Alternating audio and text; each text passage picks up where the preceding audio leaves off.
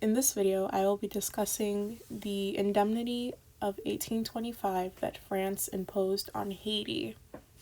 In order to understand why France imposed this indemnity on Haiti, we have to go back to the Haitian Revolution, which lasted from August 1791 with a series of revolts and uprisings among African slaves in which they destroyed plantations all over the French part of Hispaniola, and ended on January 1st, 1804, with Jean-Jacques Dessalines declaring independence from France.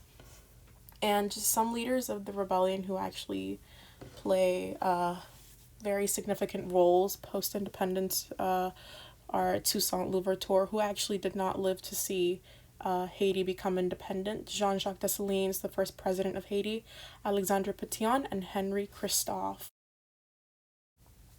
So after Haiti gained its independence in 1804, it really struggled to get ahead and kind of establish itself as a nation, and this was due to both internal and external factors. So one of the external factors as to why Haiti really struggled to get ahead after it became independent was because France and the United States would not recognize its sovereignty, and without these two nations recognizing Haiti's sovereignty, they couldn't establish any diplomatic relations, and they also couldn't establish any economic relations. So it was very difficult for the country to keep itself afloat in economic terms.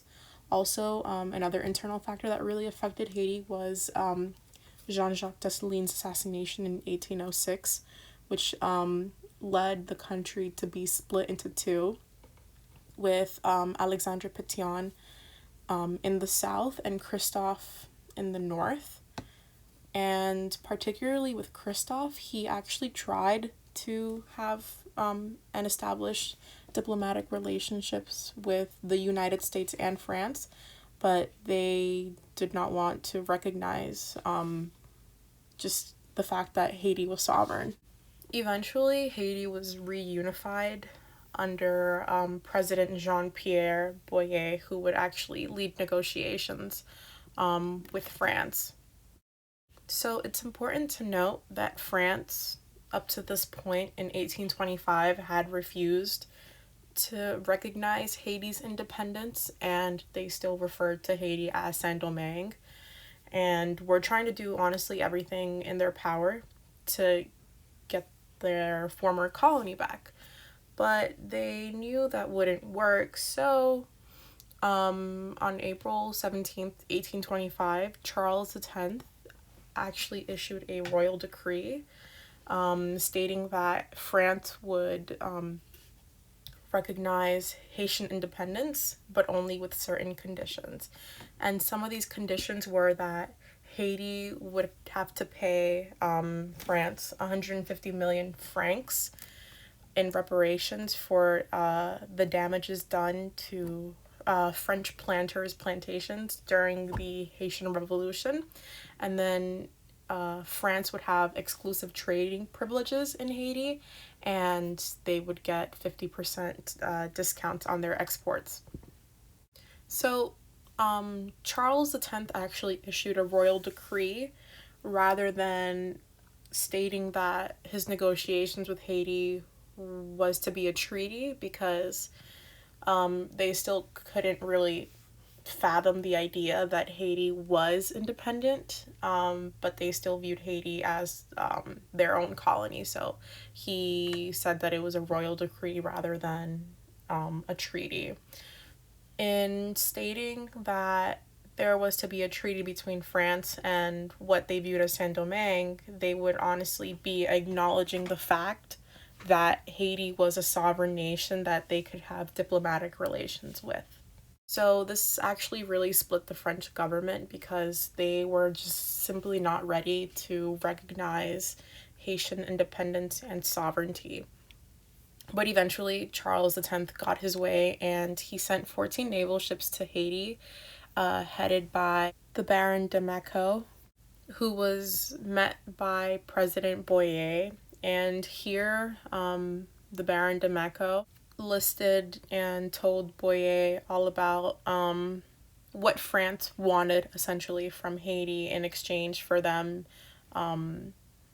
recognizing Haiti as an independent nation.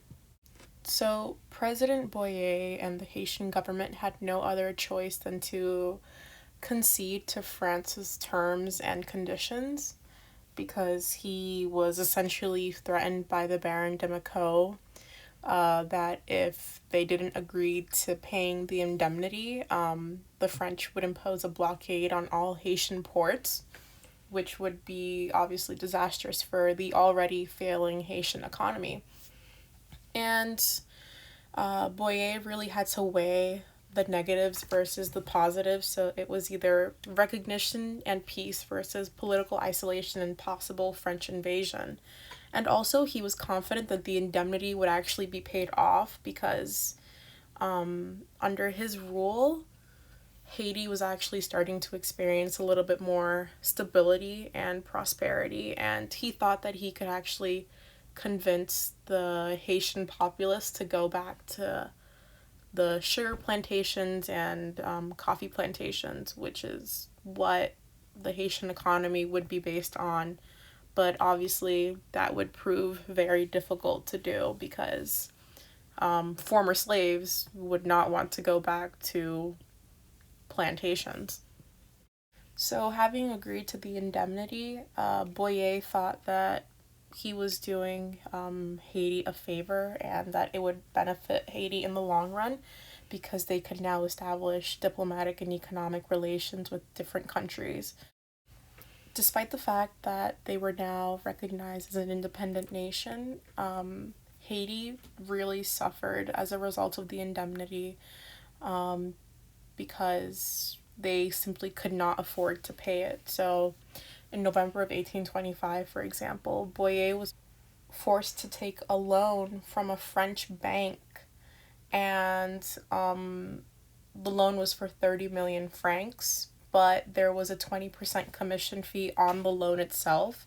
So they only ended up getting 24 million francs of the 30 million that they were supposed to pay. And this created a constant cycle, seeing as Haiti actually had to take out loans on multiple occasions for decades down the line. France's economic control of Haiti was so prevalent and noticeable that when the National Bank of Haiti was founded in 1888, it was actually fully owned and controlled by a French bank because of how much debt Haiti had. The country was also at a severe disadvantage because the majority of its federal budget would go to paying off the debt to France and towards the military. So, for example, in 1838, 30% of the federal budget went just towards paying the debt and the interest that they had on the loans that they used to pay the debt itself. The effects of the indemnity on Haiti were insurmountable and just really kept Haiti from developing itself, particularly developing its infrastructure and education system.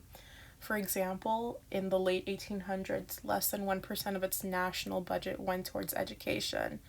Also, the inability to pay the debt was exacerbated by corruption within the government, which brought along a lot of immense political instability in the late 19th century and early 20th century, which actually paved the way for the American occupation of Haiti in 1814.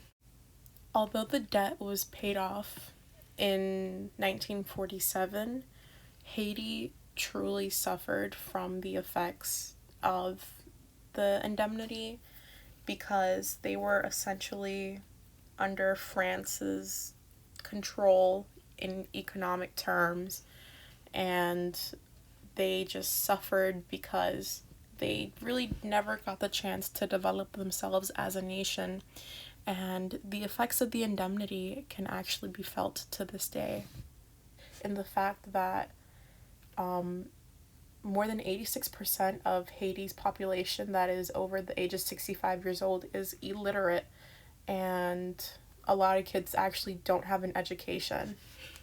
Also, the fact that Haiti really never got to develop its infrastructure because it didn't have the funds to do so is really indicative of how Haitians suffer now the consequences of natural disasters like the 2010 earthquake and all of the hurricanes that are actually happening.